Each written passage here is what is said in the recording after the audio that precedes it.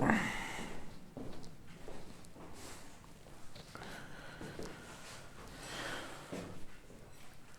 morning students, welcome you all to my YouTube channel PEC Academy Kurukshetra. My dear students, today I am here to discuss the most important numerical, and this numerical I have taken from class 12th unit 7th dual nature of radiation and matter. बड़ा ही important ये numerical है और अगर आप board का अगर आप paper देखेंगे 2016 का तो उसके अंदर ये क्वेश्चन नंबर 24 है, 2 मार्क्स का है ये, sorry it is of question number 21 that is of 2 marks.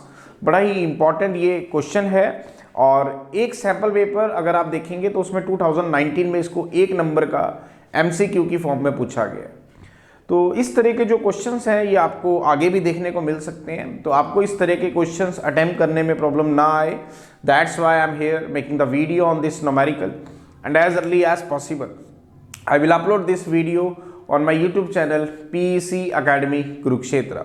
So from there you can download the video and see and learn how we have to attempt these types of numericals if it will asked by the examiner in your final exam. तो चलिए start करते हैं आज के इस numerical को। बड़ा ही important ये न्यूमेरिकल है। The numerical is on my back screen, आप देख पा रहे हैं। The numerical is a light of frequency 6.4 into 10 raised to the power 14 hertz is incident on a metal of work function 2.14 electron volt. The maximum kinetic energy of the emitted electron is about, first option है 0.25 electron volt, the second one is 0.51 electron volt, the third one is 1.02 electron volt and the fourth one is 0.10 electron volt. मैं दोबारा repeat कर रहा हूँ। Light of frequency 6.4 into 10 raised to the power 14 hertz is incident on a metal of work function 2.14 electron volt. The maximum kinetic energy of the emitted electron is about, first है 0.25 electron volt, the second one is 0.51 electron volt, the third one is 1.02 electron volt and the fourth one is 0.10 electron volt. आपने सही option find out करना है and उसका एक सही right answer भी आपको मुझे देना है, तो हम इसको मार्क करेंगे। Either it is option A, option B, option C और ऑप्शन डी। तो चले चेक करते हैं, इसका सॉल्यूशन देखते हैं। वो क्या कह रहा है हमें, एक लाइट जिसकी फ्रिक्वेंसी न्यू आपको गिवन है, कितनी 6.4 into 10 raise to the power 14 hertz.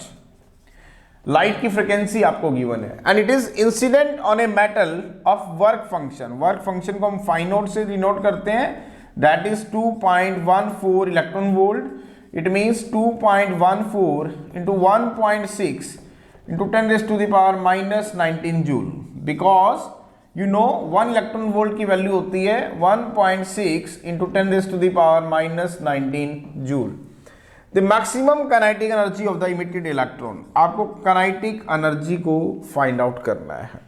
वो क्या कह रहा है हमें, light having the frequency is 6.4 into 10 raise to the power 14 hertz is incident on a metal of work function. Work function को हम फाइव नोट से डिनोट करते हैं, दैट इज 2.14 इलेक्ट्रॉन वोल्ट।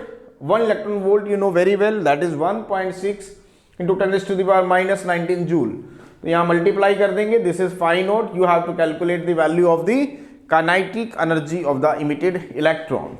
तो माय डियर स्टूडेंट्स, मैंने एक आपको जब फोटो इलेक्ट्रिक इफेक्ट वाला चैप्टर करवाया था, dual nature of matter and radiation, तो मैंने वहाँ पर आपको बताया था कि suppose this is the metal which consist of A free valence electron, और जब आप इस पे फोटोन को गिराते हो, suppose this is the photon having the energy से h न्यू, तो कुछ पार्ट एनर्जी का जो है मेटल से इलेक्ट्रॉन को इजेक्ट करने में खर्च हो जाता है और जो कुछ पार्ट जो बच जाता है वो इलेक्ट्रॉन को काइनेटिक एनर्जी देने में खर्च हो जाता है। इट मींस जब आप एक फोटोन जिसकी एनर्जी h न्यू है, वो अगर आप एक मेटल की सरफेस पे फॉल करोगे तो sum of the energy of this photon is to be used to eject the electron from the surface of the metal and the rest of the energy is to be used to give kinetic energy to the ejected electrons. It means total energy थी आपके पास h nu, इसमें से कुछ energy तो आपकी electron को eject करने में खर्च हो गई, that will become equal to the work function of the metal and the rest of the energy is to be used to give the kinetic energy to the ejected electrons. तो ये equation हमने यहाँ से बना ली. तो आपको kinetic energy निकालनी थी. काइनेटिक एनर्जी निकालने का फॉर्मूला हो गया आपके पास h nu minus phi naught. You have to put the value of h, that is 6.623 into 10 raised to the power minus 34 joule second. Now what is frequency? Frequency आपके सामने है, that is 6.4 into 10 raised to the power 14 hertz minus phi naught. What is phi naught? That is 2.14 into 1.6 into 10 raised to the power minus 19 joule. आप देखिए answer हमें electron volt में निकालना है, तो इसलिए हम 1.6 10 टू द पावर माइनस 19 को नहीं डिस्टर्ब करेंगे. तो ये आ गया आपके पास 6.623 इंटू 6.4, मैं इनको कंबाइन कर रहा हूं, into 10 raise to the power minus 34 plus 14 minus 2.14 into 1.6 into 10 raise to the power minus 19. तो चलें आगे सोल्व करते हैं. 6.623 into 6.4 into 10 raise to the power, ये हो गया आपके पास minus 20 minus 2.14 into 1.6 10 raise to the power minus 19. तो चले आगे चलते हैं. 10 raise to the power minus 19 और 6.623 इंटू 6.4 इंटू 10 की पावर माइनस 19 करेंगे और एक यहाँ पे नीचे हम 10 ले लेंगे.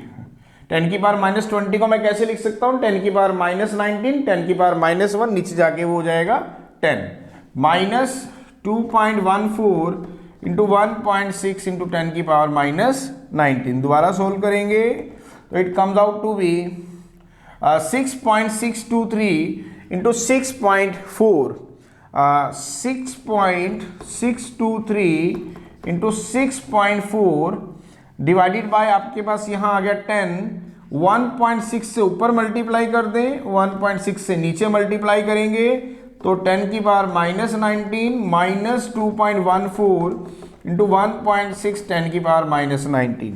तो काइनेटिक एनर्जी आ गई 1.6 इंटू 10 की पावर माइनस 19 कॉमन ले लें तो ये आ गया आपके पास 6.623 इंटू 6.4 बाय 10 माइनस 2.14. अब जब आप इसे सॉल्व करेंगे 1.6 इंटू 10 की power minus 19, when you have to solve this value, the value comes out to be 0.59, sorry 0. The value comes out to be 0.51. The value comes out to be 0.51. जब आप इसको solve करेंगे तो this is what 1.6 10 की power minus 19, that is 1 electron volt. तो the kinetic energy of the ejected electron is 0.51 electron volt. दोबारा देखेंगे numerical को. वो क्या कह रहा था, एक मेटल है, उस मेटल की सरफेस पे हम एक फोटोन को गिराएंगे और जब वो फोटोन जिसकी एनर्जी h न्यू है इसके ऊपर गिरेगा तो उस एनर्जी का कुछ पार्ट तो वहां से इलेक्ट्रॉन को निकालने में खर्च हो जाएगा. Some of the part of its energy is to be used to eject the electron from the surface of the metal, that will become equivalent to the work function of the metal, plus rest of the energy is used to give the kinetic energy to the ejected electron. total energy थी h nu, कुछ part metal से electron को निकालने में खर्च हुआ जो कि उसके वर्क फंक्शन के बराबर था, बाकी बची एनर्जी काइनेटिक एनर्जी में चलेगी. तो काइनेटिक एनर्जी आ गई आपके पास h nu minus phi naught. Now what is h? That is 6.623 10 raised to the power minus 34. What is nu? Nu is the frequency 6.4 into 10 raised to the power 14 minus phi naught. What is phi naught? 2.14 electron volt.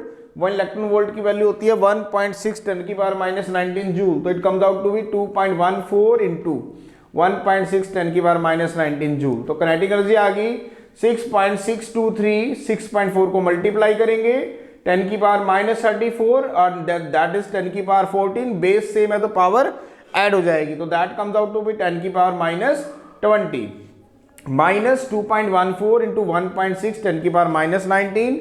तो kinetic energy आ गई 6.623 into 6.4। 10 की power -20 को मैं ऐसे लिख सकता हूँ 10 की पावर -19 इंटू 10 की पावर -1।